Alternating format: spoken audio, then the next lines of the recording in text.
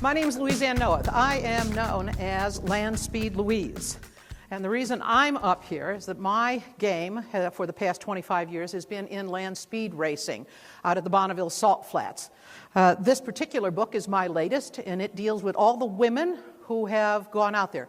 It told me that I didn't know a doggone thing about this sport, even though I'm considered the sports historian, not just for the country, but for the world. You know that deal where they tell you, you got to ask the right question? Well, 2 years ago, I finally asked the right question. This is after setting the world land speed record for wheel-driven cars that we still own at 458 miles an hour with the FIA, but our world record is at 482 miles an hour with a one-way of 503. Wheel-driven. If you all got here in some kind of mode of transportation other than the monorail, you got in the thing, you turned it on, you put it in gear, and the wheels turned. We're the fastest of them all. But I asked the question, how many women have done this? Because you might have one girl on a team, a bunch of guys. And the answer was, when I handed my manuscript to the publisher, in 120 days, by the way, so I could have them for Bonneville, there were 350 women who had set more than 1,000 land speed records. Blew my boots and my helmet off me. I had no idea. I figured, 100, 150. What did I know? I didn't know. I didn't ask. So part of the reason I do this is to identify those women. The idea that they had been doing this since 1949 when the hot rodders were up there, forget it. The first woman raced in 1972. All of those records and all of that racing was done in that period of time to today. I started my life as a kid in the south side of Chicago, no money, and the only way I got to drive all the different hot rods is because I have an artistic talent, and I would put stuff on the cars, and I wouldn't take money. I would make them pay for the paints and the brushes and the gold leaf and all that, and I said, you get to let me drive your car for an hour. You have a more difficult thing. I want 2.5 hours. But I don't want anybody to think I'm dating you. I just want to drive your cars. Little did I know it was putting me in a position to be a test car driver for newspapers, magazines, and various things around the world. I was the first female editor of the Hot Rod Performance and Custom Directory and the Peterson Publishing. As far as I know, the only editor in charge of any automotive magazine while Bob Peterson owned it. And I went on from there and decided that I couldn't work in the corporate world. I don't take really, I'm not a real obedient girl.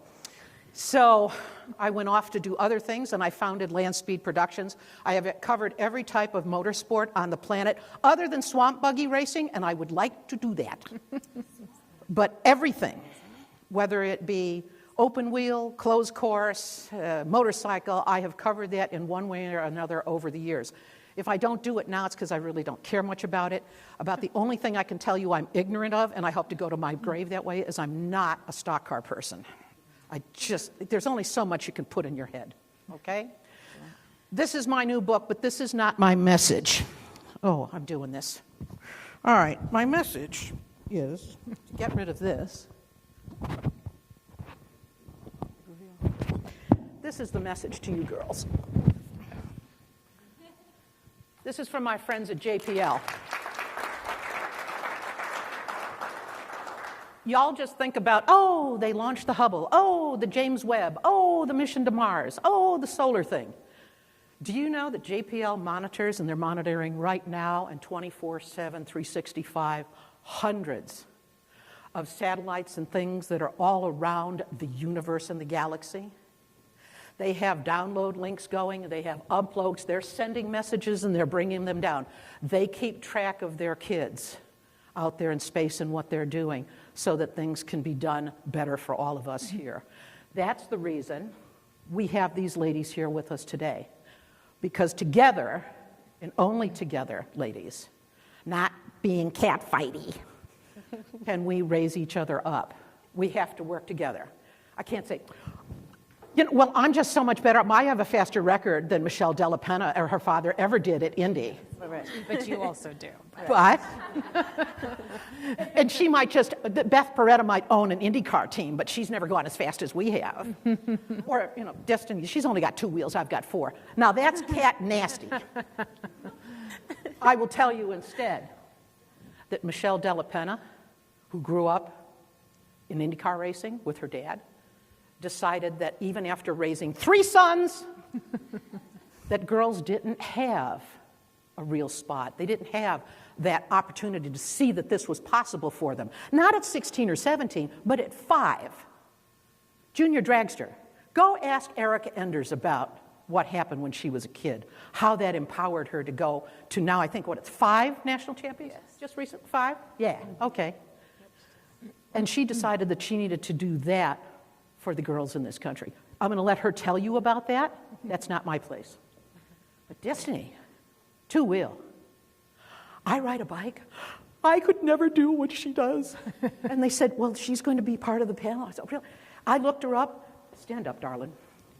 Turn around. You see that? That's a corset. I like corset. This is when you have the helmet on and the fire suit. Look, that is not a guide. There are no testicles on that bike. I went, I like this girl. I don't know this girl. I love this girl. And there's her mom, and I know you love her too, and her sister. Occasionally when you don't fight with her, right? I know, I got sisters too. And then we've got Beth Peretta. My goodness. It's one thing to drive the thing. Learn how to do that. Work and do one thing. This lady, pray to the God you believe in for her. Mm-hmm. Because she needs all the help and people to come around because she needs a whole team. Mm-hmm. And she's just not going up against the time and the clock and the this. Oh, she has to bring everything together. And whatever I can do for her. Those are the gals. Here's how we're going to play this game. That's enough about me. I'm going to have each of them talk. I'm not giving you a lot about them because that's not my place. They are going to chat. We're going to first have Destiny come and chat with you. Then we're going to have Michelle give you her story. And we're going to finish with Beth. Afterwards, all the questions, that thing in the middle is the microphone. I believe it's on, or do we have to turn it on? Okay. Before you leave for lunch, hit button, please. Thank you. Then we will take questions. I've talked to all the ladies. They will stay as long as you have questions.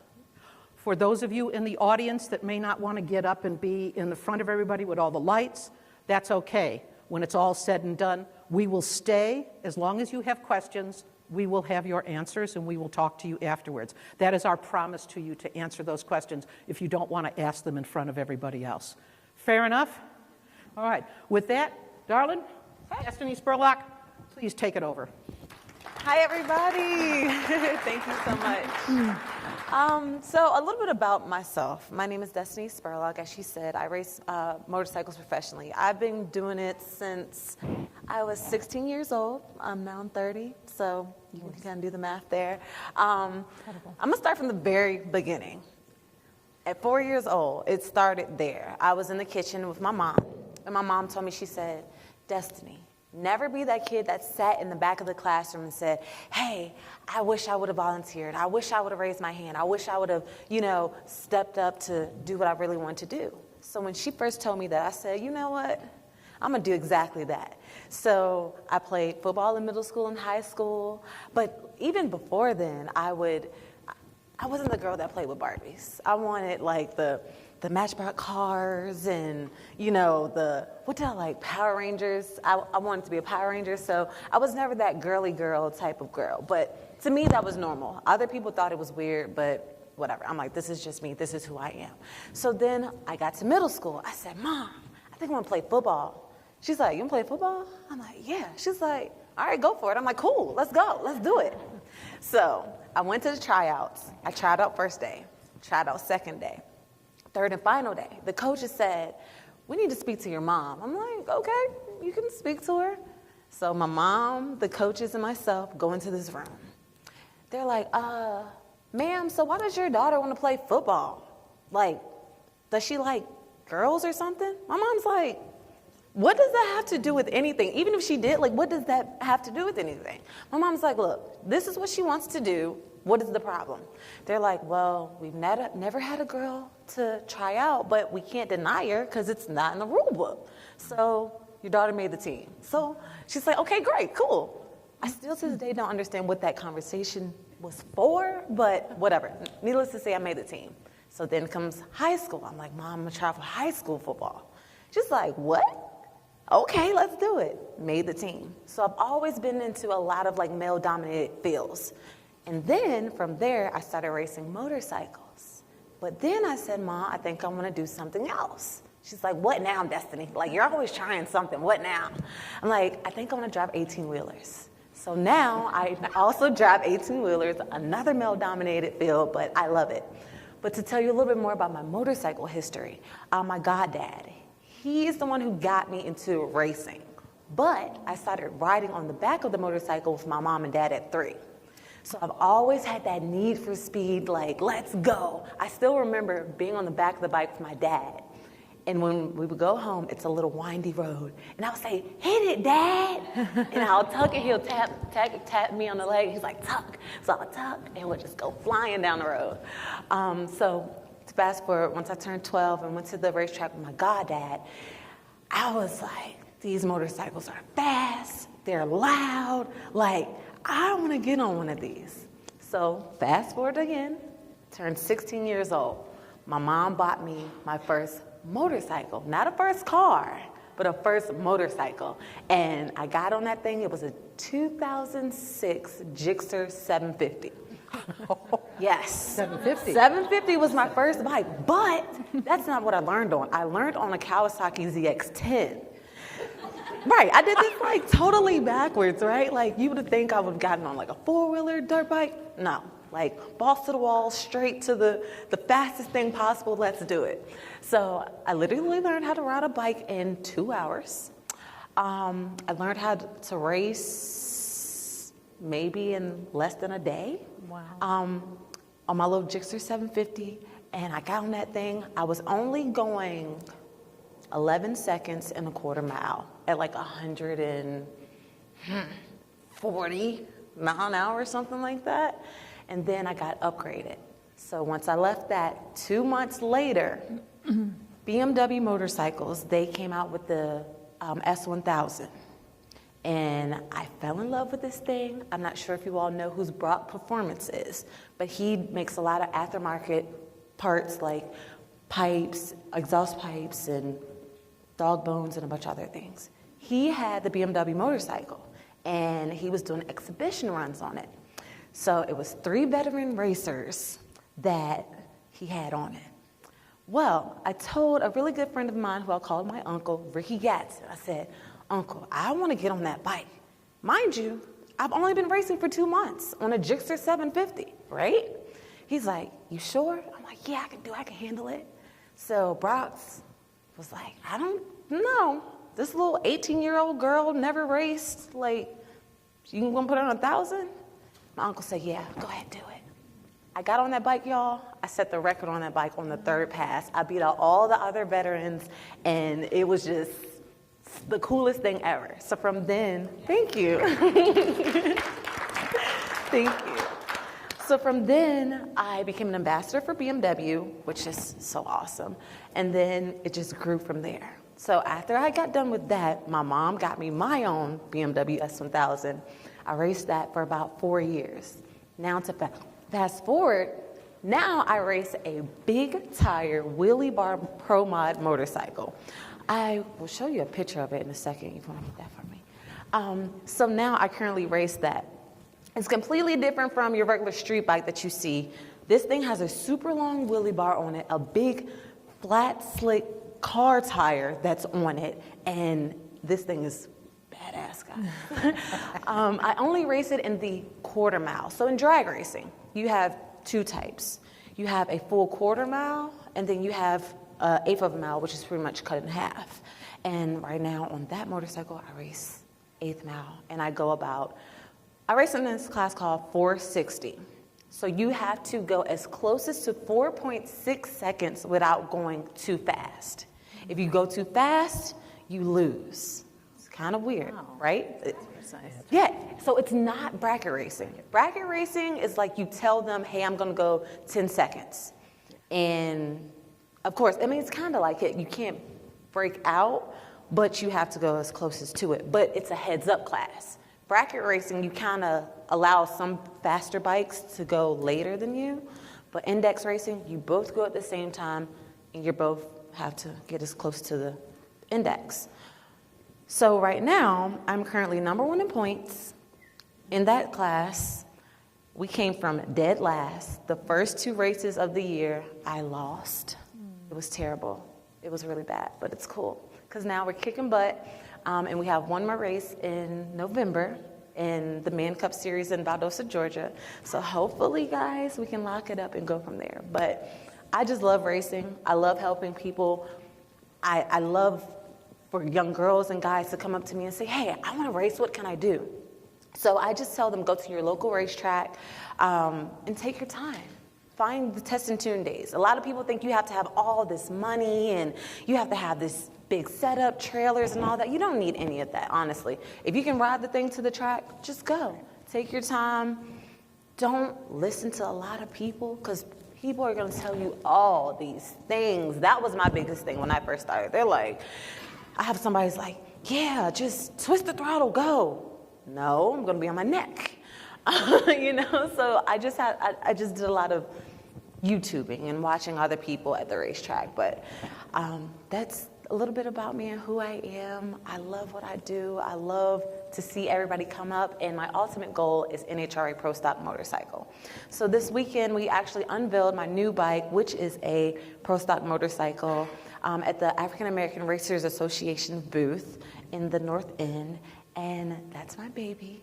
But we're not going to race Pro Stock motorcycle yet because I do not have sponsorships. So what we're going to do is I'm going to use that bike to race it in the 460 index class, which is what I race in now. So that way I can get acclimated to the bike, and then once that time comes, there's no learning curve. It's like, let's go, let's win these championships, let's win, let's do it. So, but I want to thank you guys so much for listening to me tell my story, and if you have any questions, let me know. Thanks, guys. So one of the things about Destiny that I think you might agree with me, she has never lacked for self-confidence. She just needed a little bit of direction. She didn't know about certain things, but it never detracted her. This woman just kept going. Yeah. And for any of you out here, if you have your self-confidence, that will take you farther in anything in motorsport than anything else you have in a skill, because it has to start from here, always. That's what gets you going. That's what keeps you going. And that's what will carry you on. So we got no worry about this one. Yeah. I think the other racers have something to worry about. Yeah, Thank you. Michelle Della Penna. Hi. You got to tell me how you started hanging out in the IndyCar race. As a kid, she got to go to the IndyCar races and in the pits. And now she's taken all of that and she's bringing that to all of the girls out there. Actually, y'all are too old, I think. Well, She's focusing on it. But come on, Michelle, yeah. tell us what Can I you're gonna sit? do. Can you sit? Can I You sit? Or do you yeah. want me to do a TED Talk? I'm going to sit. Destiny Okay. killed it, so I'm just going to sit and stay in my lane. So my name's Michelle Della Penna. I grew up in IndyCar. I grew up in racing in general. My father was a race car driver. He came to this country from Argentina and wanted to race. And so he funded Formula Ford, Formula 3 series, which are like small little open wheel mini Indy cars. So I grew up in Northern California. I went to Sonoma Raceway, which was then called Sears Point. So I was the baby in the stroller with the big earphones on as my father was racing. And as I got older and he continued to race, racing is incredibly hard. Getting sponsorship is really difficult. He pivoted to team ownership. And so he raced in Formula Atlantics. He brought up Jimmy Vasser, you may know. And Jimmy Vasser won the championship with him and then started his Indy career. So my dad raced in Formula Atlantics for a couple of years with Richie Hearn and then went on to IndyCar and then raced at the Indy 500. So I spent a lot of time in Indianapolis and spent a lot of time at the Speedway, and so it is just a really special place for me. Oh, sorry. And I'm an only child, so my father raised me to believe that I was much better at everything than I actually am and that I could do literally anything, and raised me like he would have a son. So I really had no fear about going after what I wanted. I wasn't really interested in motorsports. I went to school and went to college for something completely different, did a few different things in my career. I'm an entrepreneur and other things, but a few years ago my dad passed unexpectedly, and I was kind of trying to figure out how to sort of honor his legacy. I have this Indy car, I have suits and helmets, and I'm like, what am I supposed to do with all this stuff? I also coincidentally have 3 sons, and my 2 older sons go-karted with my dad, and my middle son still go-karts. And so about 2 years ago, I was at the track with him, and out of a grid of 28-year-olds, there were 2 girls. And so it just got me thinking why there aren't more girls in karting. How do we get more girls in karting? What are the barriers to karting? Maybe we start a scholarship in my dad's name. And that's kind of was the impetus for the foundation. I had the luxury of growing up in motorsports, but it's not a sport that you're going to play at school or at the Y or in your cul-de-sac. It's just something that if someone doesn't sort of expose you to it, chances are it's going to be hard for you to get into it.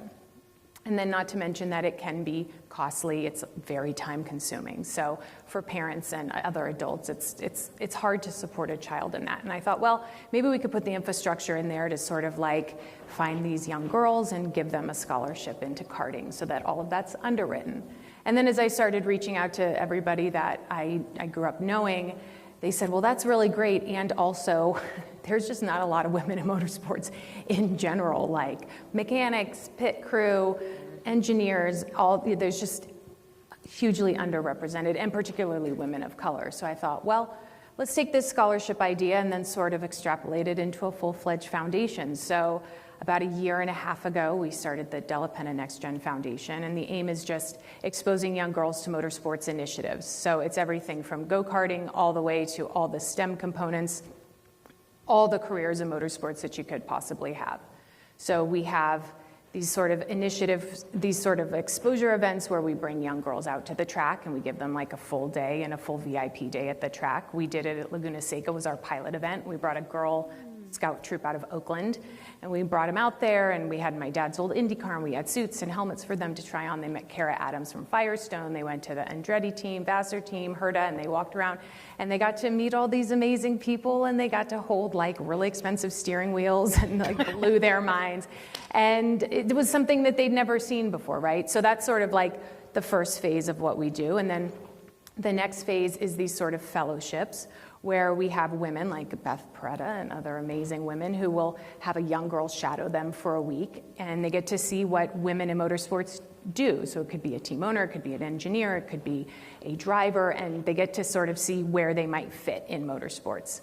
And then the last phase that we're rolling out in 24 is going to be our scholarship program. So we will have a young girl, and we will give her a scholarship so that she can do a full season of karting, which will include obviously all the gear, all the support, mechanics, and development. So it's really great to have all of that, but if you don't know how to drive a go-kart, you're not going to get very far. So have someone to help you, like what are lines? Why do you follow lines on a track? How do you do that? When do you turn? Are you braking too fast? And so being able to help them sort of foster and grow their talent and passion. Girls tend to drop out of sports and STEM initiatives, at the end of junior high and beginning of high school. So our programs are geared from 5 to 16. My kids started go-karting at 4, which is obscene, but that is when they start. It's terrifying to see a little 4-year-old flying around at 50 miles an hour, but they somehow figure it out.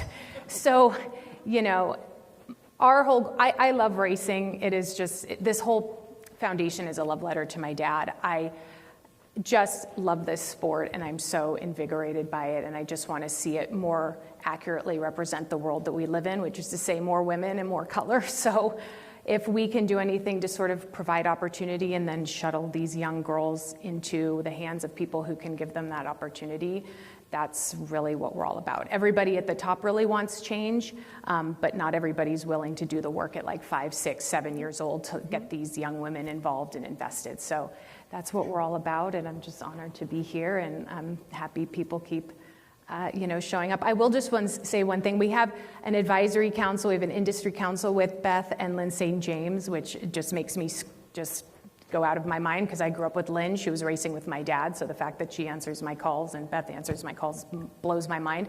But we also have a driver committee with amazing drivers. So Kelsey Rawlings is one of our drivers, and she's like amazing. And we also have Michelle Abate, and we have all these amazing drivers. So we're just collecting all these amazing women that are doing amazing things, and we're just collaborating so we can just help lift each other up. And you know why those people are helping her? Because the part of the reason you're here, some of you are looking to put a helmet on, to put that fire suit on, to go racing. And they say, oh, we've got to put more women in the seats. She's doing that at 5 years old. They are putting on the helmets. They are getting in the seats. They are she's exposing young girls to this, to say, is this something you want to do? Well, maybe, maybe not. But if you don't know that it's possible for you, how do you know if you like it? That's it. I can't love what I don't know if I don't know, if you don't teach me, if you don't show me, if you don't let me. And that, I think, is the most powerful weapon, if you want, in motorsport, I think, because you got to have some kind of weapon to do this, that she does. She's putting them in the seat. And that, I think, is probably the greatest gift that you can give any young girl. The choice, the chance. And isn't that what all of us want? A choice and a chance? That's it. So, thanks, Michelle. Well, thank you. And this one, Beth Beretta. Think about what she's doing. Why don't you know what? Tell them about that truck. Oh, God, the truck. Yeah, because I think that's where she started, because you'll wonder, how'd she get to own an IndyCar team? Well, I think a lot of that kind of started there, because you go back to that truck a lot. I have the truck, yeah. So that's not where I was going to start, but we could start there. Either way, it's up to you. That's just where I have great admiration for this lady, because it's a road that's very rocky. Yeah. Every single day. Yeah. And for that, all I can say is I'm so grateful that you're here. Thank you. Thank you. So, hi. My name is Beth Beretta, and I now own an IndyCar team, of all things. And prior to that, I worked in racing professionally in that I was the motorsport director for Fiat Chrysler. Shout out to the SRT t-shirt. I see you. I was also the brand director of SRT when it spun off and was going to be its own brand. So I was hired by Ralph Gilles and Sergio Marchionne to spin off SRT to be like an American AMG and then be a standalone brand. So I did that for a few years. And in that role, also oversaw all of the motorsport programs corporately. So I was the person, the reason you say like running the programs is because I held the budget. So when you hold the budget, you make decisions and you're in charge of those decisions. So with great power comes great responsibility. I'm going to get to the truck.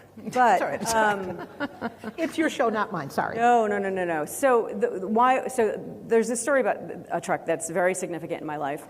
I, too, grew up as an only child. I wasn't born as an only child, though. I had a brother who died when I was 6. But I will say, for whatever reason, it's the way that I'm wired. It's the way that my family was wired. I'm an eternal optimist. I'm always positive. Not in that annoying way where I come in and I'm cheery in the morning, when I walk into the office. Like, I'm not. But I absolutely always see things, as positively as possible. Case in point, early on, I didn't necessarily call myself an only child. I said sole heir. That's brilliant. That's perfect. So, with that said, though, after that, so from 6 years old on, I grew up as an only child, and so same experience where you're kind of doing the things that your mom encourages you or your dad encourages you, but I don't come from a racing family. I don't come from an automotive family. I discovered my dad and my brother. When I was really little, my dad had a 1930 Model A Ford that he restored, and it was like his daily driver. So when I was young, it was already obviously a very, very old car, but we would go to car shows, and so that just became this activity, and I was exposed to it, so I knew that it was an activity and sort of this culture, this car culture, and going to auto shows, and maintaining the car, and then having it out on the lawn and polishing it because people are going to come by and see it, and you have the little description. So I was exposed to that.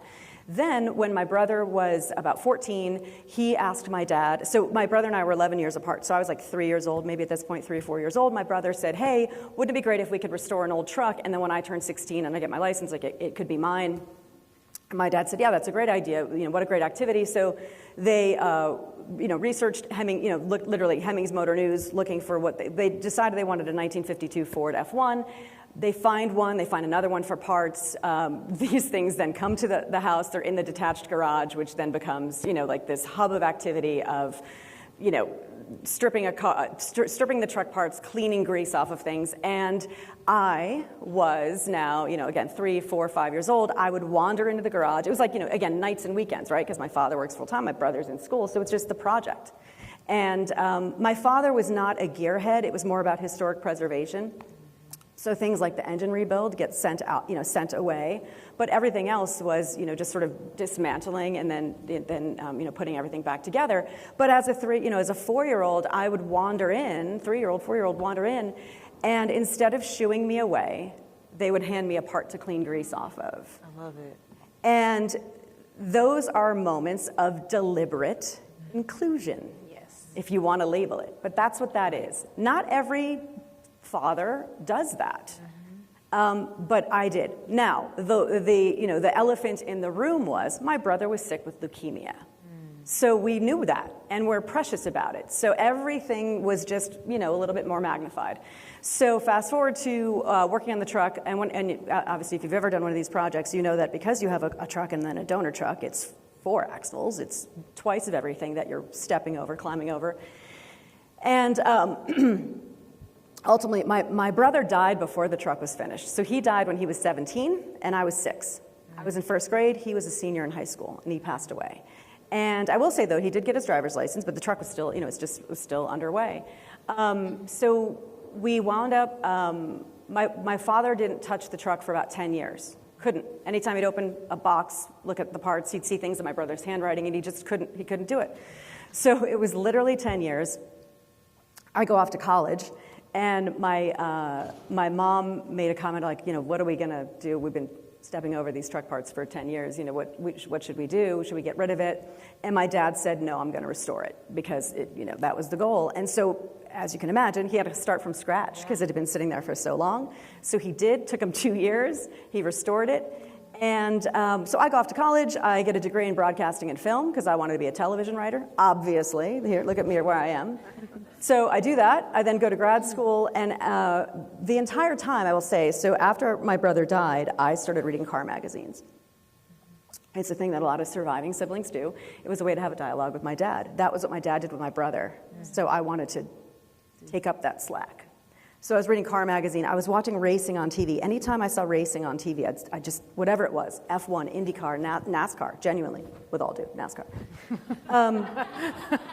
And as you can imagine, and you know this, I mean, when you're a kid and you're watching it, you get mesmerized because of different things. It's colors, it's noise. I know nothing about it. I grew up in Connecticut. It wasn't a hotbed for racing.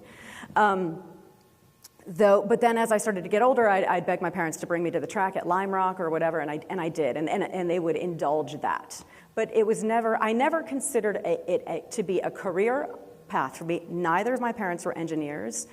Yes, we were restoring this car, but we were doing it as a hobby. So I didn't have any examples, so it never occurred to me that it was something for me. I'm going in this route. This is what I see, and this is what is for me. So fast forward to, I wind up after graduate school making a pivot and figuring out what I want to do because I'd worked in another industry, and I said, all right, cars. I should do something in cars. It's my first love. It's always there. I had a poster of a Lamborghini Countach on my wall, and a Porsche 959, and Duran Duran. Yes. So I took a job at a dealership selling cars after graduate school, which my mother was like, "What? All that money?" And which is funny because like she certainly was a visionary in some ways, but my dad was the one in that moment that was like, "It'll be okay, she'll be all right." Lee Iacocca started by selling cars. Okay. Ding. So, ironically, he said that. So then, fast forward to, I was doing that for a couple of years. I then wound up getting plucked out of obscurity at the dealership, then working for Volkswagen Group in finance, and then Aston Martin, running the eastern half of North America for Aston Martin, and then go to Fiat Chrysler, where I run the SRT brand, and Motorsport, and now here I am. Now, in the meantime, when I'm having all these car jobs, I'm going to races. I'm doing a little bit of amateur racing, but I was so far along in my career, I didn't have time to pursue it. It didn't occur to me to be a racing driver. It never occurred to me to be a racing driver. Hobbyist, sure, but whatever. And at this point, again, I'm older. I didn't start karting when I was 5. So I'm now at Fiat Chrysler, and I am now at racetracks all around the world, and I don't see many women as a point of contact. Why do I notice that? Because I'm looking at it through my lens. As we look at things through our own lens, fine. Meanwhile, back at the ranch at Fiat Chrysler headquarters, and living in Detroit now, the news is all about automotive. It's a factory town, so everything that you hear on the nightly news. By the way, a little funny thing about Michigan, if Michiganders don't know that this is like unique to them or funny. If you read an article in the paper or see like a news story about a car accident, only in Metro Detroit does it report it as like a blue Ford Focus was traveling east.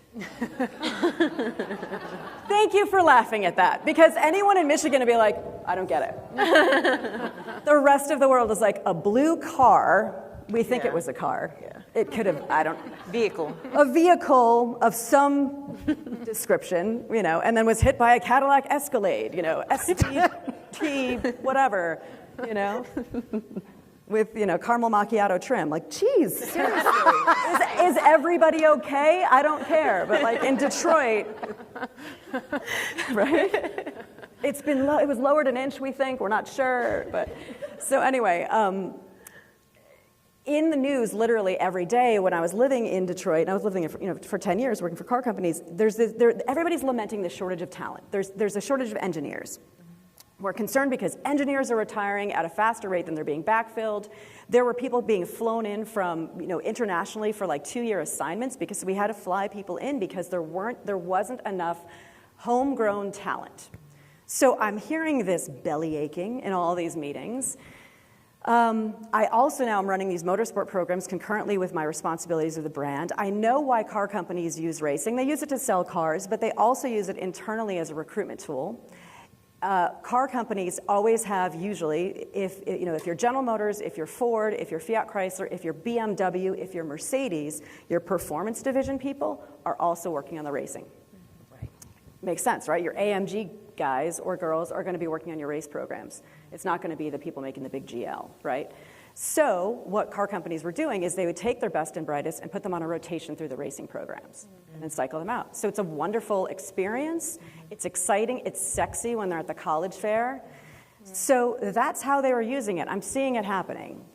But I also know, so little secret, the idea of the women's forward race team was not my idea. What? It was brought to me by a guy. So, and the reason for that was I was at Fiat Chrysler, and a gentleman who I knew. So one thing I will say, when you're the director of motorsport programs, you get a lot of phone calls from drivers, actually riders, because we actually sponsored Supercross and Motocross, so we had a little two-wheel stuff, and you get a lot of calls from driver managers, right? Because we were hiring, we had a NASCAR program, we had a sports car program, so I got to know a network of these people. And this guy called me up, who I still know close to, who lives in London, who was representing some drivers. And he actually said, hey, can I just run an idea by you? What do you think about a women's program for the Indy 500? And I said, yeah, well, what do you mean? He's like, what if, he's like, he represents a very famous F1 driver. He represents, several, but now he has Sergio Perez, who you may have heard, Checo Perez. He's his manager. So Checo, at the time, was driving for Force India, and so my friend Adrian was on the phone with me, and he said, hey, so this past weekend I was at such and such race, and I go into the Force India garage, and I saw 2 women engineers. I was like, what? It was like, 2 unicorns, like sipping at the well. He's like, what? So he's like, but what if, he goes, but think about it, what if you got like a bunch of women together? And so I said, yeah, whatever. So he's just running the idea by me. You're a lady in racing. And so I started thinking about it, and then I couldn't stop thinking about it for like 3-4 days. And I thought, wait, there's something here.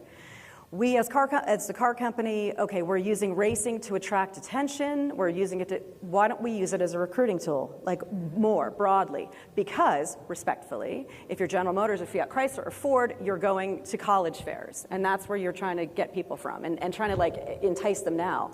It's too late. I need like kids younger than that to know that it's possible. Yeah. So my thought was, and this is me having a business degree and not being an ex-racing driver, was, okay, I'm solving a business problem. We need to go higher funnel.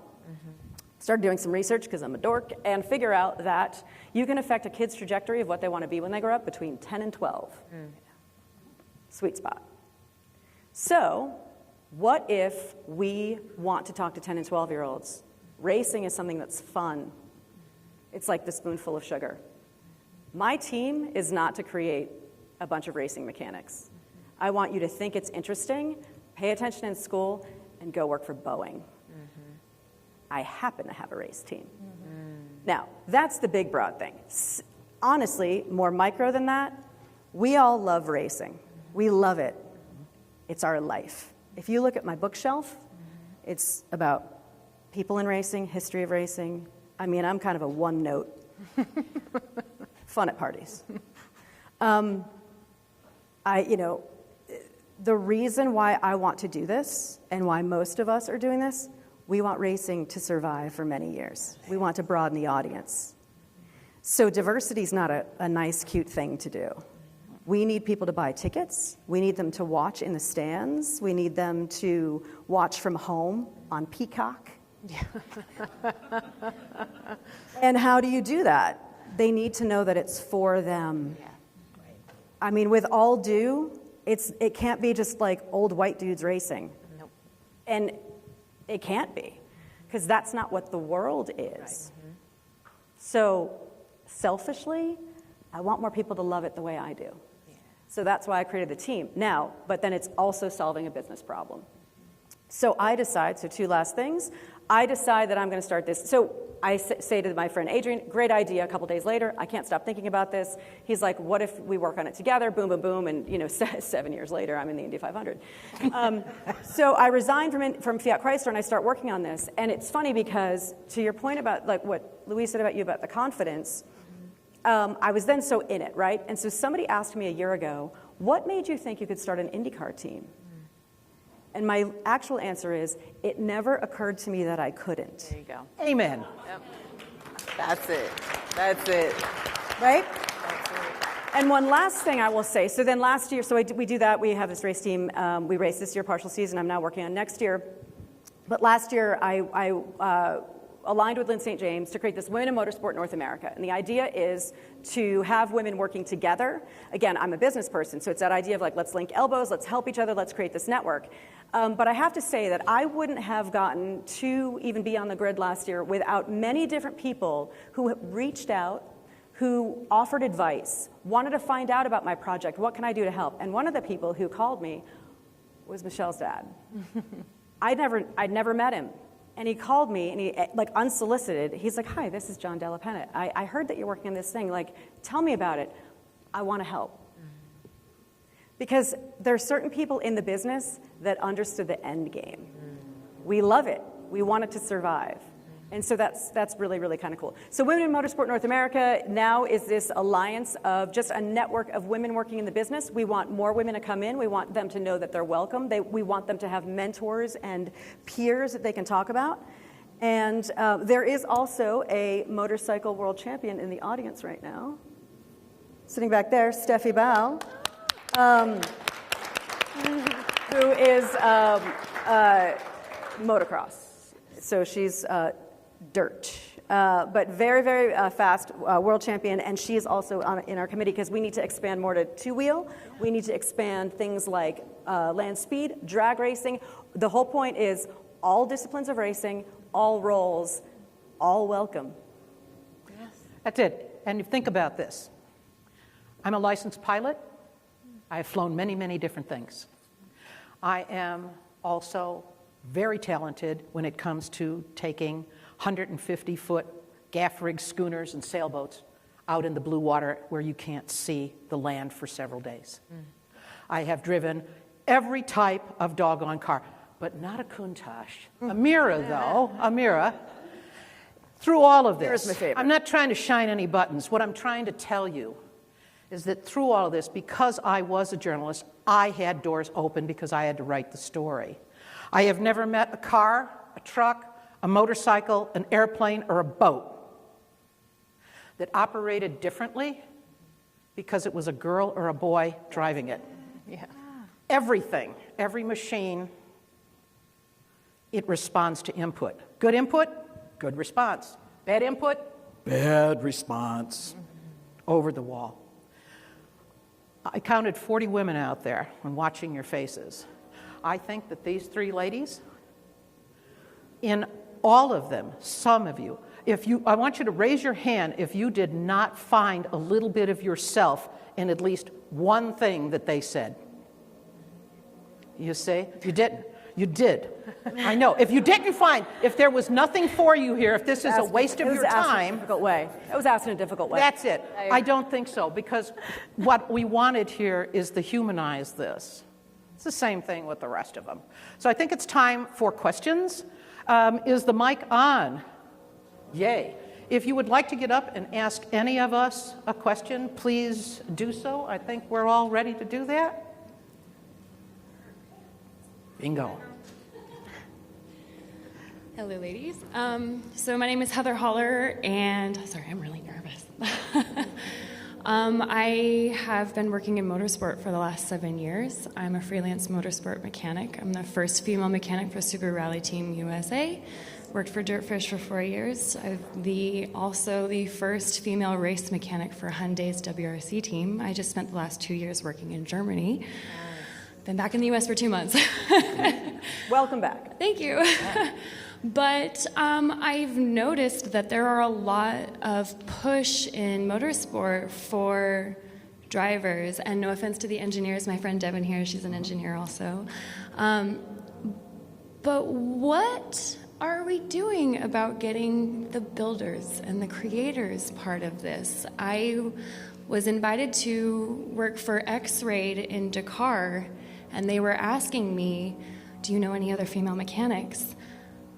I know one. Oh, you are a mechanic. No.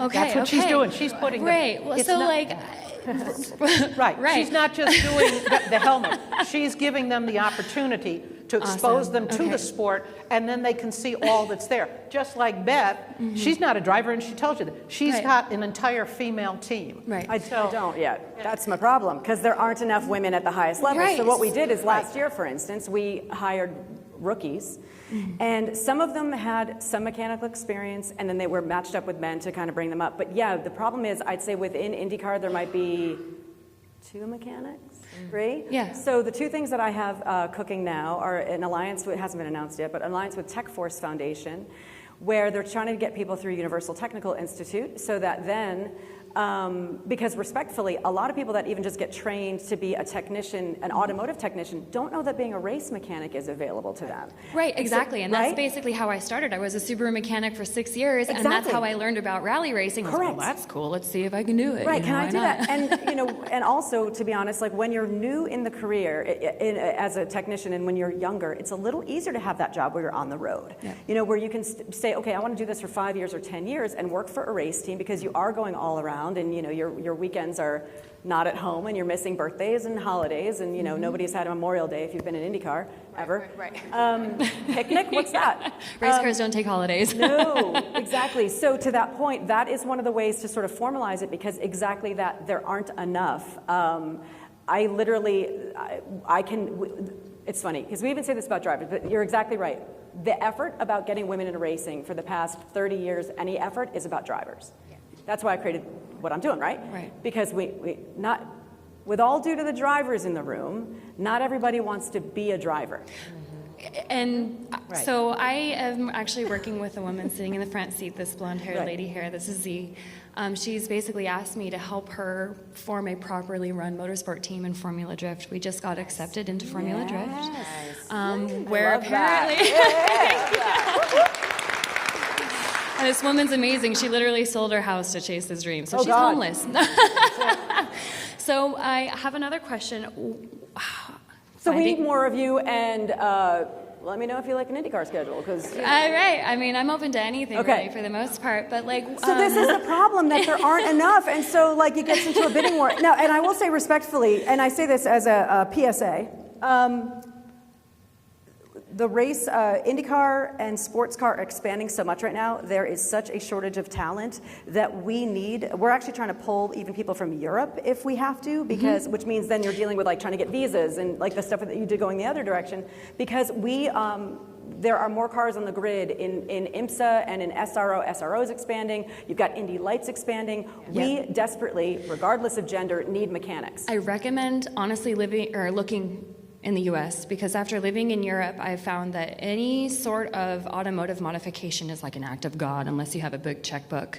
And my theory is a lot of great drivers come from Europe, because if you're an enthusiast, that's your really only easy outlet. Whereas in the US, we have the freedom to create and build and problem solve and critical thinking. And so like that's why I feel a lot of famous builders, creators, mechanics come from the US instead of Europe, because they just are not literally by law able to. Right.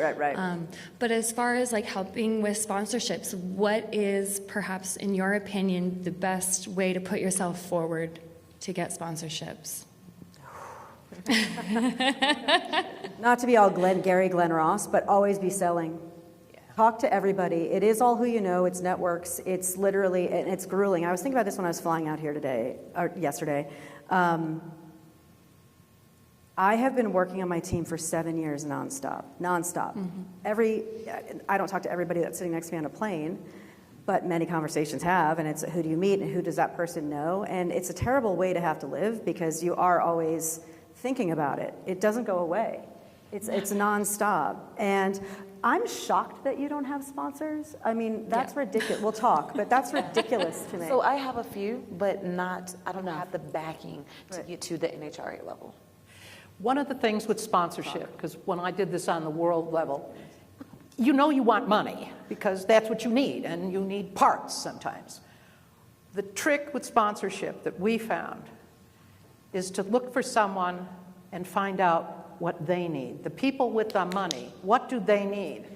And then if you can give that to them or sell that to them, if you have me, I will give you this, and that's what you need, and they see that. That was something that helped, because we were only going to do one thing when we did world record things. We weren't going to be out there for a whole season. We weren't going to be out there every year, and we had to tell them we will do this if this is what you want. So I would say for sponsorship, look to someone and show what you can give to them.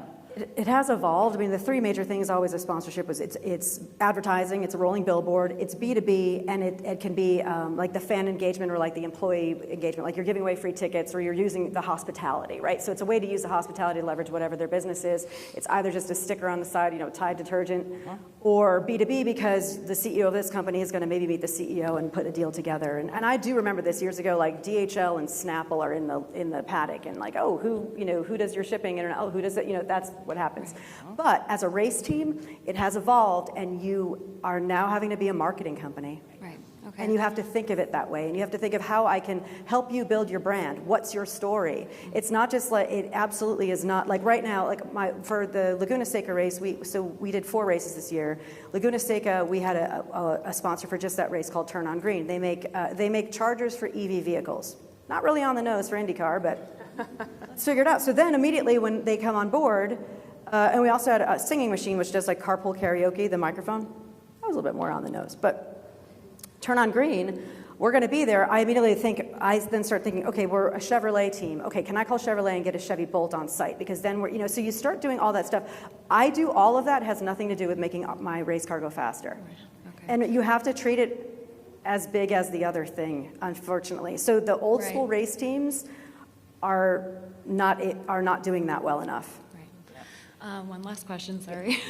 Anything else? Anybody else got any questions? I have one more. Oh, you got sorry, one more? I'm Okay. so sorry. It's the last one, I promise. Well, we've got 7 minutes, and I think they're going to throw us out of here. Make it quick. How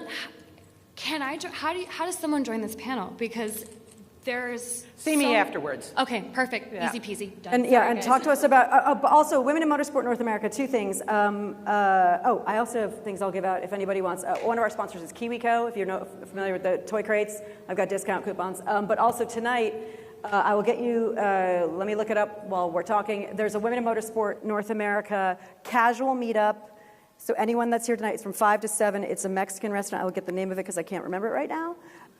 But it's open for women. So if you want to learn more about women in motorsport in North America, joining it, it's just literally a professional alliance. And so SBN.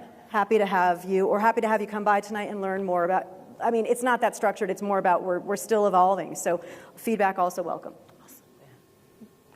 Yes. Anybody, come to the microphone so we can all hear, please. Microphone. Sorry, I hate to put you on stage. Please, microphone. But they're also recording this, so It helps for those that couldn't come. Please, what is your question? My name is Julia Johnson, and I'm an automotive instructor at the college level. And I had at one time a recruiting program to bring women to the automotive program at our school, and it went great, 100%. Absolutely drew women in. And I had to stop doing it because I had to take on a different class. So my question is, what do you feel are the things that you should say to women to bring them in, to whatever you're working with? I think the thing is to expose them to it and let them take that opportunity that you fit here, you belong here, you are welcome here. And all of these ladies have experienced it. This lady is doing exactly that, exposing them. Here is an option. You know, you may end up being a brain surgeon. You may end up being an astronaut. You may end up being a mom to 3 boys and not doing anything. But you have that option to make it an opinion. But maybe, Michelle, that's something you should talk about instead of me. No, I mean, I think, you know, introducing them at a young age and just letting them know that this is a possibility. I mean, you know, cars and driving and motorsports is traditionally viewed as a male sport, right? And so, you know, I started driving when I was 11 years old. Like, my dad was like, we're going to the parking lot, this is my stick shift, and today you're driving. And I just started learning how to drive and then driving him around because he had a very loose compass for laws. But anyway, like, I just, you know, I've even seen it on the track, right, with my now 10-year-old. You know, you see these young girls who are like 5, 6, 7, and they're really fierce. Like, they're out there, their bodies are tiny, these huge-ass helmets, and they're like getting in the cars. And then they start sort of getting older, and their bodies are changing, and the, you know, society is sort of putting these different pressures on them, and they're not as fierce as they were. So, I mean, I think this is sort of like a larger discussion societally, right, as how we view women and young girls. And, you know, like, you have a really aggressive male, you know, kid on the track, and everybody's gonna, you know, applaud him when he comes off. If you have a really aggressive 8-year-old out there who pushes your son off the track, you're gonna have some really flippin' angry parents, you know. And so I think the only thing that I can do is just expose them to this and let them know that this is a possibility and that they can fit, and then point them in the direction of the women who are actually doing this, like the women on our panel, and say, you can also do it, and encourage them. I mean, I think in terms of the driving component, there are a lot of, you know, it's a sexier and, you know, kind of position than like a mechanic, right? And so sometimes society is like, oh, you're cute, you're beautiful, so let's put you on the cover, but you're maybe not the best driver, you're not the most talented. And so I think it should always be about the talent, the passion. You can also be sexy and beautiful, I'm not saying that at all, but, you know, there's just, I think this is sort of a larger societal responsibility into how we are breeding and raising and cultivating our, you know, self-esteem of young girls, right? Because if they feel that their only value is to be sexy, then they may not, you know, Hopefully the influencer phase will be past us soon, and that's not a thing and anymore. you can be both. I'm certainly not trying to say you can't be both, but I'm just saying, like, what do you do when that ends? Talent. Yeah, right? It should be about the passion. So I don't know. I'm not sure I'm answering your question, but just expose them as young as possible. And driving fast is really fun. So, like, that is across genders. For all the parents out there, I would tell you, do not let your daughters feel as though they can't touch your toolbox. Yeah. I was always allowed to go in my father's toolboxes. He was a general contractor. I know how to build a lot of stuff. The only rule was, if I used it, I had to put it back, and I had to put it back clean. And if I broke it, I didn't hide it. I was to tell him so he could replace it before he needed it. Right, yeah. So I was always welcome in a toolbox. And in my house right now, my husband's in the kitchen, and my toolbox is mine. And those are the same rules for him. He doesn't always follow them. Destiny, what do you think? How do we bring more gals that are not just someone that's them? Just like you said, just bring them in. show them that drag racing is a thing. Like for me, that's what I can speak on. I didn't know anything about drag racing until I was 9 years old because my neighbor, well, he wasn't my neighbor, but family friend, they had junior dragsters. And I was like, what is that little thing? Like, this is cool. So they actually took me to the racetrack with them. And I'm like, oh my gosh, this exists. And I'm like 8 years old at this point, and I knew nothing about it. I just feel like we need to, even like on career days, if you know kids and things, parents that have kids that race junior dragsters, take them to the school. Yeah, show them that, hey, this is something else outside of, like you said, going to school, not to bash that, but there are other things that you can do outside of your regular sports and do it in motorsports. Invite them. How about you? What can we do for you? So I'm an engineer.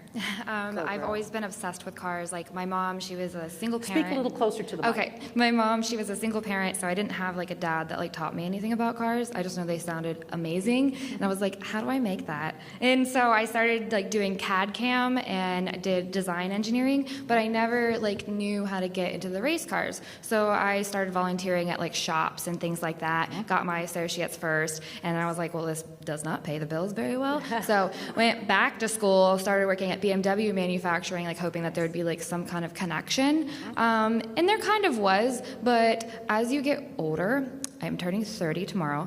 There are not there are not a lot of programs to help you get involved in motorsports because like I have a lot of amazing mentors that are in like Michelle Abate and stuff that she's connected me with so many like race engineers, and they have let me kind of shadow and like get my foot in the door, and I'm like, that's what I want to do.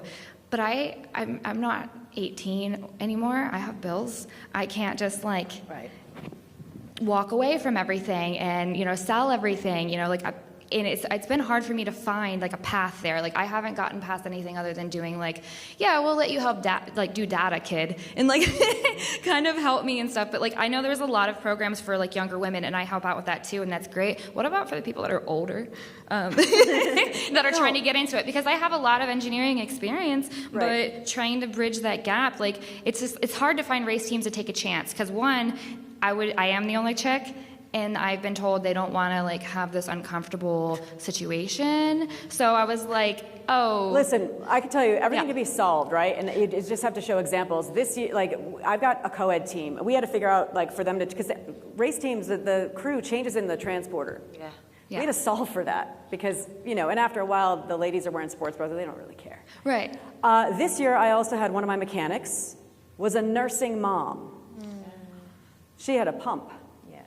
And we solved for it. At the first race, we didn't let any of the guys know. Like the ladies were like, it takes a village, and we're like solving for it and then putting the milk in a freezer. By the second race weekend, the guys kind of figured out because she kept like going away. Then you realize all the guys are dads. They're like, oh, okay, that's why name redacted is leaving for like 45 minutes and comes back. Cool. And obviously we were like, oh my God, like how are we going to manage it?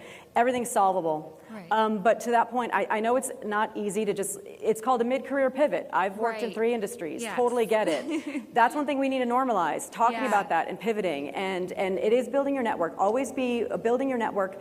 But I think the best thing that you can do is, it's not ideal yet, but is still helping out on a team and volunteering, because that's just how you're building your network. Right, okay. And eventually those jobs will come. Perfect, thank you. That's it. All right. The man in the back has the 0, which is Very angry 0. But we are here. I know all the other people here have to do things that are going to be miking other folks. We'll stay here. If you have another question, please come up. But we have to officially say thank you very much. We are so glad you have been here.